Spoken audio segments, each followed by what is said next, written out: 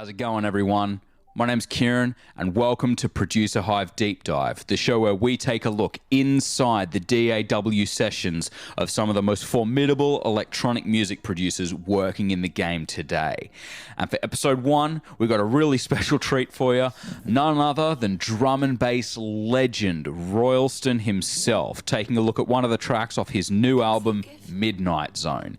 He gives us some really unique insights into, firstly, how to work with polyrhythms, and also some really creative ways that he likes to use to get those creative juices going. So, if you are ready to learn from one of the all-time greats of drum and bass, this is Producer Hive Deep Dive. Let's dive deep with Royalston. What's that like to live deliciously?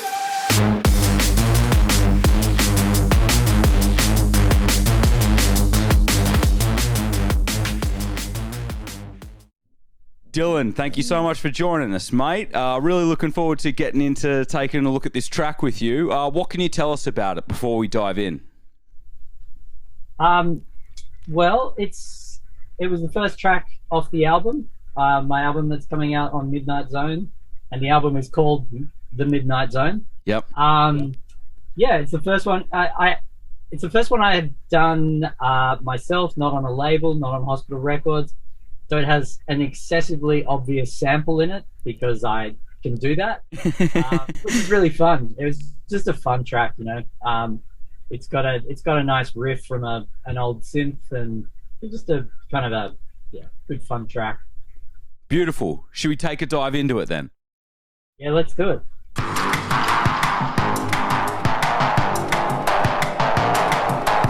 Like Phillip,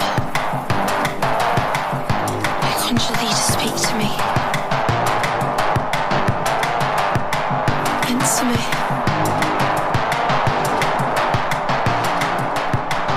Answer me.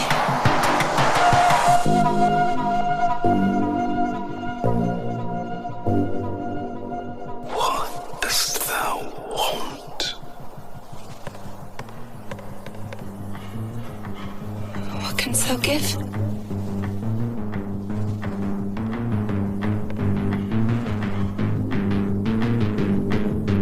Wouldst thou like the taste of butter and pretty dress?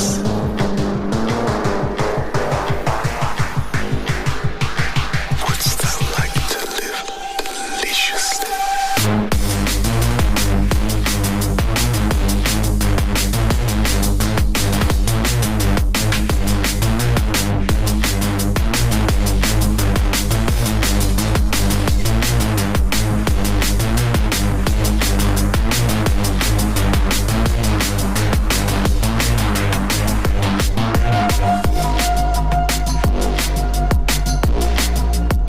Like Phillip. Okay, so that's the general idea of the tune. It keeps going and it develops a little bit, but it kind of keeps going like that. Sick. Yeah. Do you want me to? Shall I just talk through the track now? Yeah, Do you talk want us to through ask it, mate. me or- Yeah, talk us through it. Give us the lowdown. How did it come to that? Okay, so the initial track started as a jam with hardware. So there's the main lead line, which I will try and find, the main kind of riff. So the first thing, it's an SH-101. That's making the main riff, and I think this would be kind of it.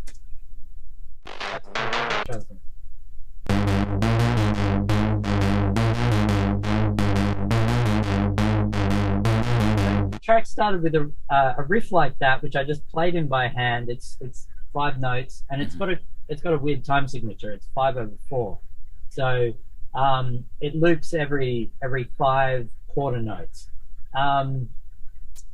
Now it's over a 4/4 beat, so you get some unusual kind of polyrhythmic patterns going on, which I think kind of keeps the track interesting because it's quite simple, really.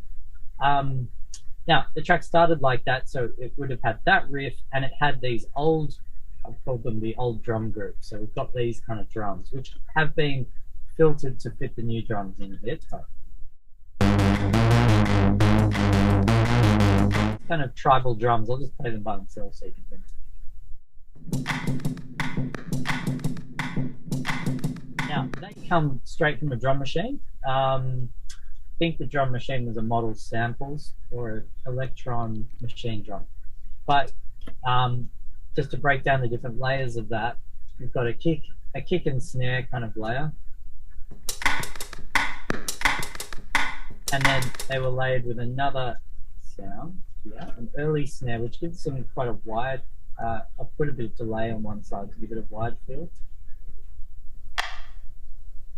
You can hear that's coming out. It feels like it's coming out the left speaker a little bit earlier. And then there's these bongos that carry the tune along. Now they kind of run the whole time under the rest of the beat and all the beats, I should say. There's quite a few of them, and the riff and stuff like that. You've got to be really careful that it doesn't get everything muddy. So I think bongos, they sit around 100. These bongos sit around 100 hertz, and you want to be kind of careful that you get out as much muddiness as you can. I did that with like a low cut on the EQ down here. But I find they can be really tricky, and so sometimes I drop the volume of them when other parts are in the mix, and then when they're more exposed, when there's less elements, I'll turn them up so you can, the listener can kind of focus on the bongos a bit. Okay, so the lead riff, just jumping back to that lead, we've got the main kind of the main solid part of the lead. There's a little bit of convolution reverb on that because it's a mono source signal, so you want to just give it a tiny bit of width, like make it exist in space somewhere. I've got a bit of the Oxford inflator plugin on there, which has been used throughout this this project. That just kind of fattens things up a little bit. I use Ableton Saturator heaps of the time. I think obviously when I was making this project, I was just in a mood to use the inflator because it seems to be on heaps of the channels. Yeah, and one of the things you'll notice about all these tracks, actually, every single track on the project, is I've got this Waves NLS thing, and this emulates a studio console, and you're supposed to put it as the first plugin on every track, and then it kind of adds a bit of noise and analog feel to the mix. Now, I've put it in, I've done it because just like Inflator, I was looking for something different in this mix to give it a feel. I very rarely use this plugin, and I probably will never use it again because it uses on, when there's 50 tracks in the project or more, it uses, even though it uses a tiny bit of CPU, that all adds up and it really slows your computer down. And it does provide some sort of vintage vibe, but yeah, you don't need it in there. So you'll see it. I won't talk about it any further, but it's on every track. Yeah, I wouldn't highly recommend that one. Yeah. So we've got this, this lead layer, another lead layer, which is actually the original recording that I've cut out everything from the lows and the very highs, and that just had some magic from the original jam. So this was a re-record to get more solidity in the recording, and this one is just the original because it's got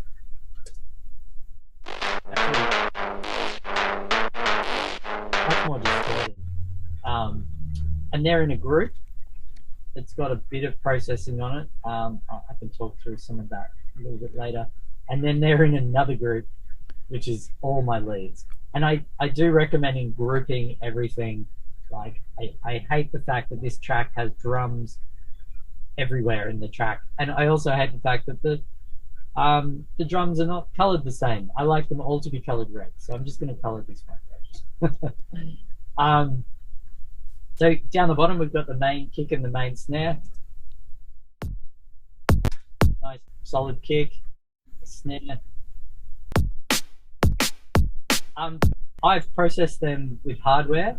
I quite like to process the kicks and the snares with hardware because they will still have further digital processing, but I find sometimes if you do a bit of hardware processing first, it's like the digital stuff can then add on top, and you can get an even cooler result. But sometimes just doing one or the other isn't enough, especially for drum and bass. Like it'd be the same with dubstep, or trap or anything. Everything is so loud. The drums really need to cut through, so they have to be very pushed. And yeah, you really need to kind of get as much juice out of them as you can. I'm a big fan of the glue compressor, so you can see I have used digital compression on the kick. Let's cut a bit out of the top of it there. Yeah, okay, so we've got main kick, main snare. We've done the drum group. Now, so they layer together. This original drum group layers with the more clear, very push drums to make a kind of a whole drum unit. And that's still missing the overheads. So that sound that you get in drum and bass, that and we just call it the mush. It's just that mushy stuff that's in the background. It's like just kind of excitement when it's layered with other stuff. So that's,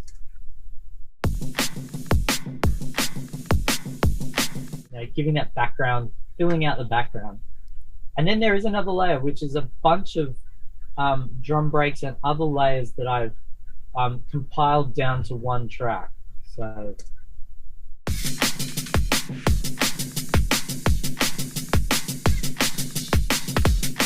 quite filtered, but so that's all the drums together.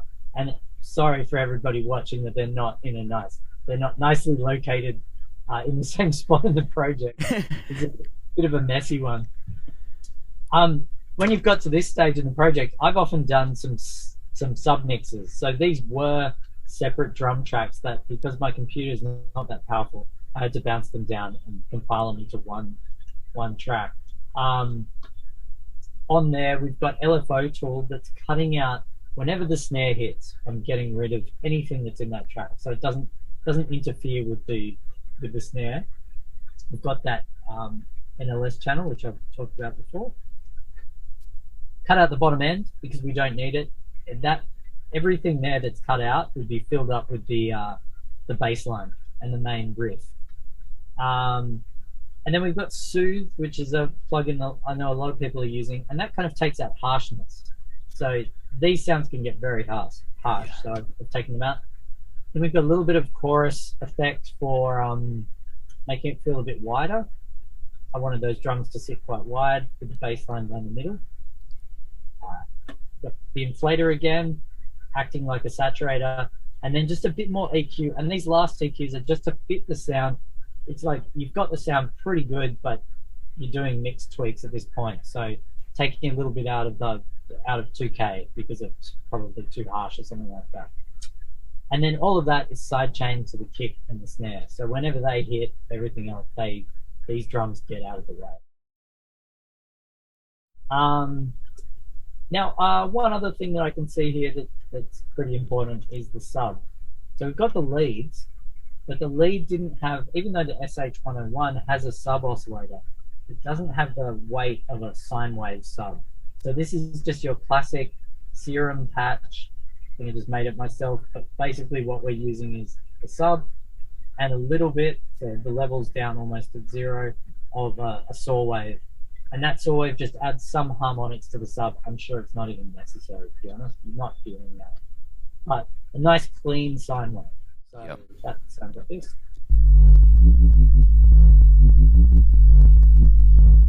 Put a bit of wobble in it. Yep. To give, just to give some movement in the sub, and that's matching the lead line perfectly. And in earlier versions of the track, I had the sub doing a different thing to the lead line. It was just way too complicated. So yeah, I kept that one pretty simple in the end. And that it just follows the same pattern throughout the whole track. Like it.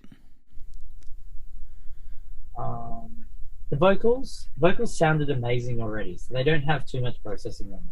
What have they got? They've got NLS, which I told you about. A little bit of Pro L, which is a limiter, because everything that's mixed for movies is going to be quite dynamic. So you may need to squish it down a bit if you want to hear it a bit clearer in a dance music context. So they're squished down quite a lot, and then I cut out some really harsh frequencies that would be absolutely fine in a movie, but in dance music, when it's going to be played super, super loud, some of those frequencies around 5K can get pretty harsh. What do we got? So I've bounced down a lot of these kind of build-up stems, because these would have been comprised of about 8 or 10 tracks, and they were using heaps of CPU. So they kind of, you can hear the build-up here.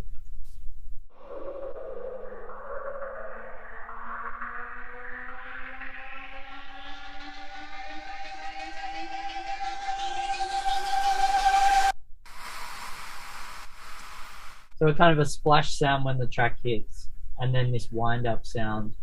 And I like to keep the wind-ups pretty subtle, because the louder they get, the closer you get to kind of this EDM thing, which I'm not really going for, especially with a track like this.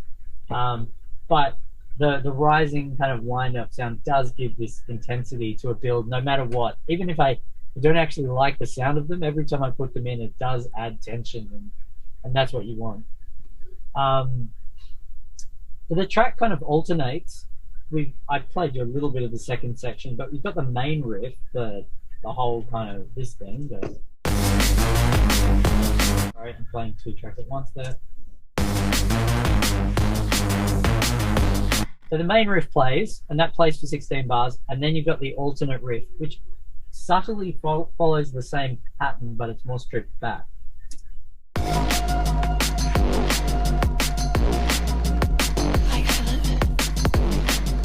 And these sections allow for a build up so we can drop again.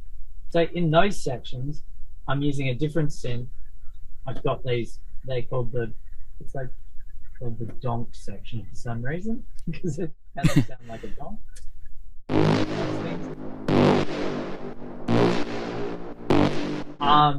They've been compiled down from other tracks. But they were soft synths. Just added using the pattern of the bass line as the original lead line as the guide. There's a couple of weird things on this track. For some reason, I've used ozone limiter to make it louder. That's a bit excessive, really, because it's like this thing is very hard on your CPU, so you could get away with something a lot lighter than that. And I've got the Oxford inflator to beef up everything there. Side chains, that plugin doesn't seem to be working. What have we got? Oh, and track spacer. So a lot of people use this plugin. It's a very useful plugin. So whenever the vocal goes, solo the vocals as well, you'll see whenever the vocal speaks, it's going to duck a little bit of certain frequencies, vocal frequencies, out of the donk channel.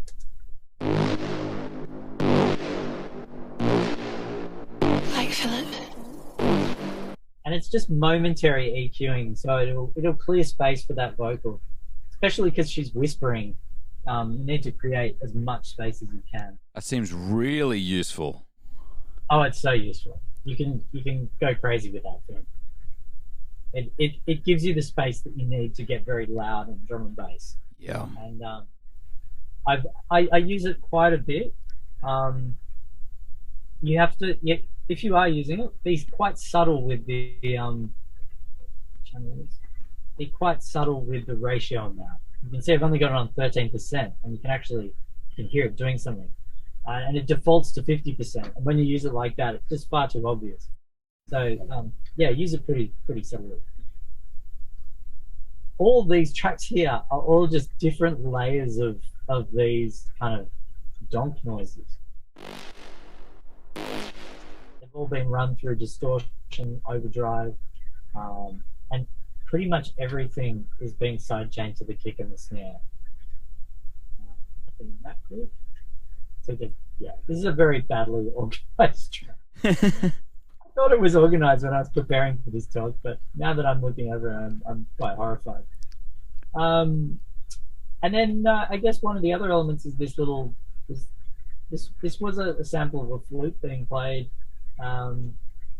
through, I think I played it through some tape echoes and stuff, some hardware echoes.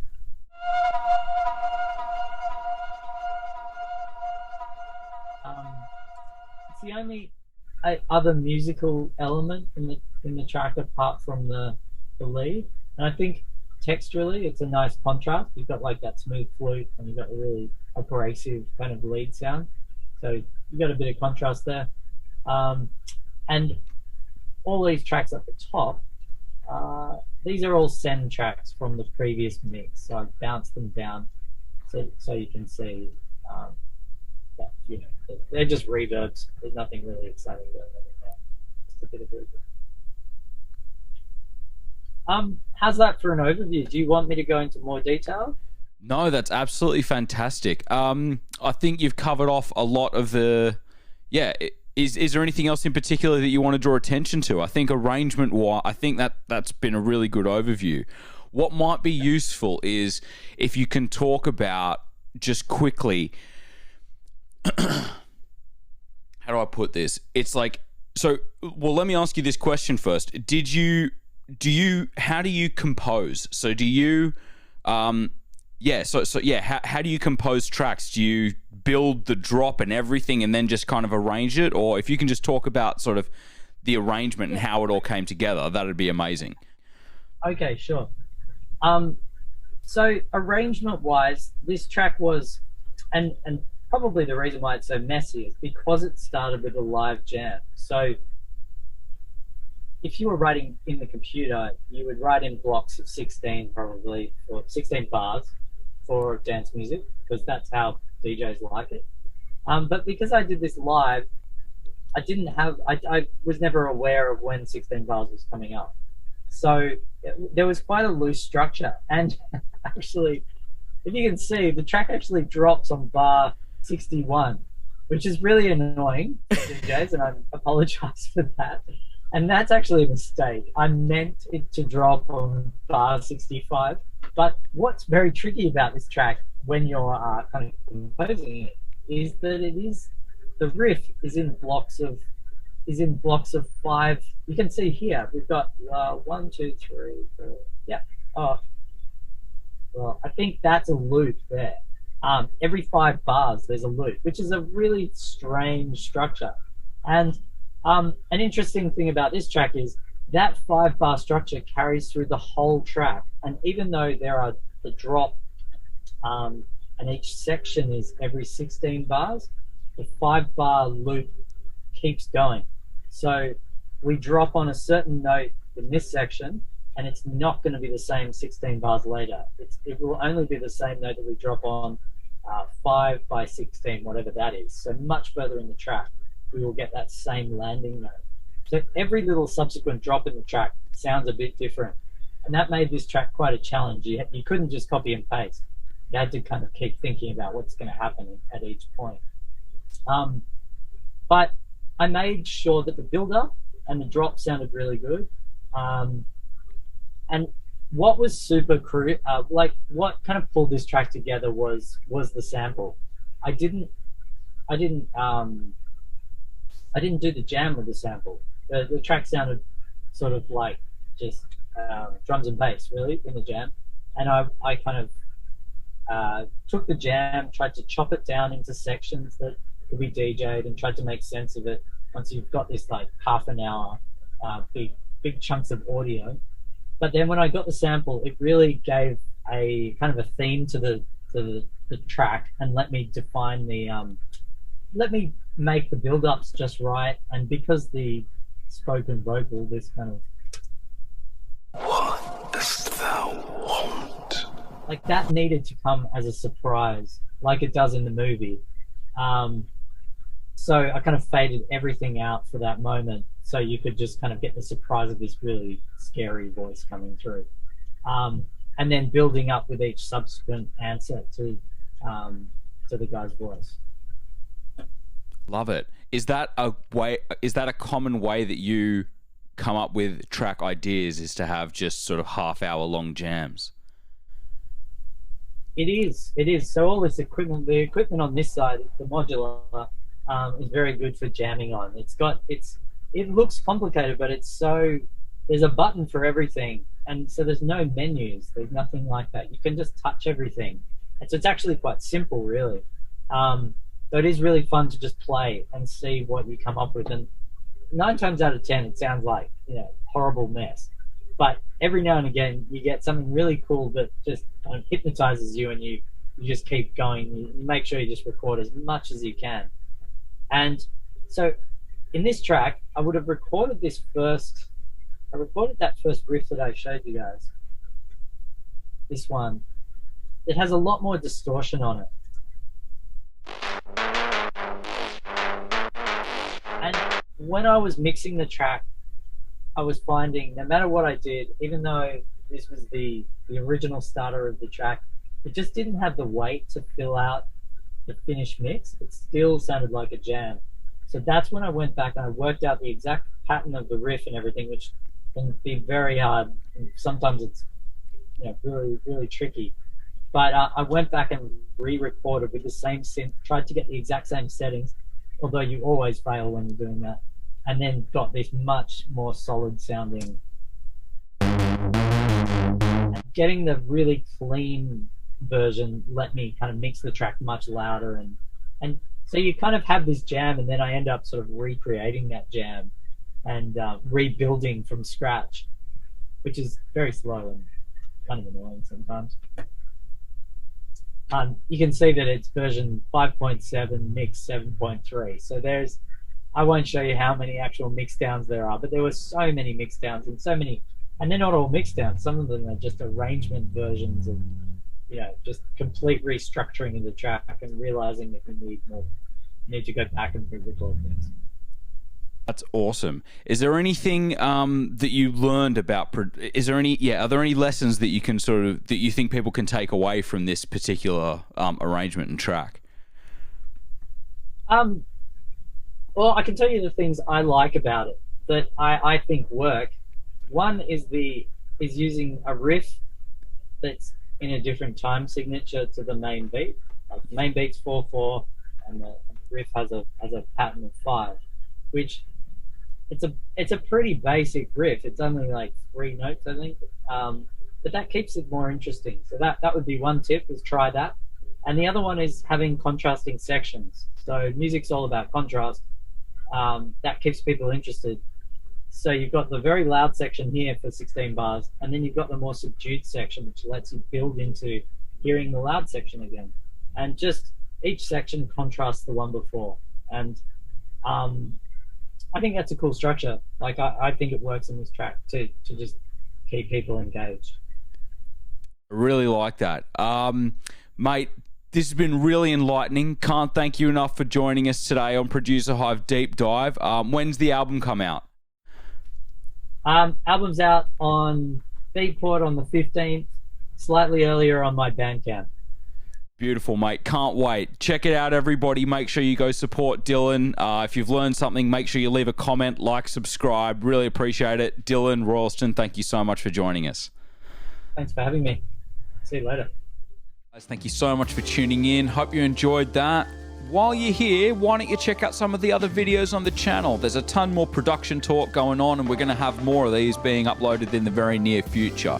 So make sure you subscribe to the Producer Hive channel. Check out the website. I've been Kieran Helmore, Producer Hive Deep Dive. I'll see you on the next one. Peace.